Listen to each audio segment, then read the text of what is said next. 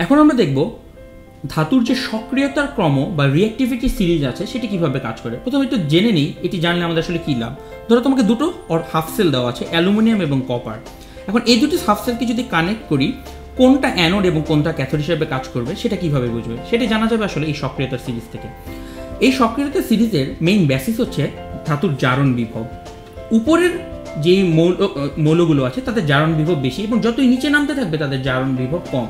মনে রাখবে উপরেরটা জারণ বিভব বেশি এবং নিচে নামলে জারণ বিভব কম তথা বিজারণ বিভব বেশি। লক্ষ্য করে এখানে অ্যালুমিনিয়াম এবং কপার দেওয়া আছে, তাদের পজিশন হচ্ছে এখানে অ্যালুমিনিয়াম এবং এখানে কপার আছে।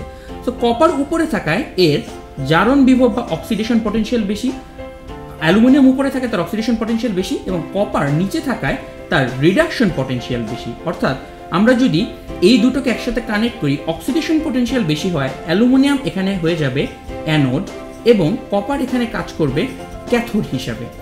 এখন তাহলে এই কপারের সেলটিকে আমরা উল্টে লিখতে হবে ক্যাথোড হিসাবে, তাহলে কপার 2+ হয়ে যাবে সেখানে কপার। তাহলে অ্যালুমিনিয়াম অ্যানোড সেল এবং কপার আছে এখানে ক্যাথোড সেল হিসাবে। তাহলে যথারীতি এদের দুজনকে যদি আমরা যোগ করে দিই এবং তাদের মাঝখানে কি লবণ শীত স্থাপন করে দিই, তাহলে এটি হবে অ্যালুমিনিয়াম এবং কপারের সমন্বয়ে গঠিত ভোল্টার সেল।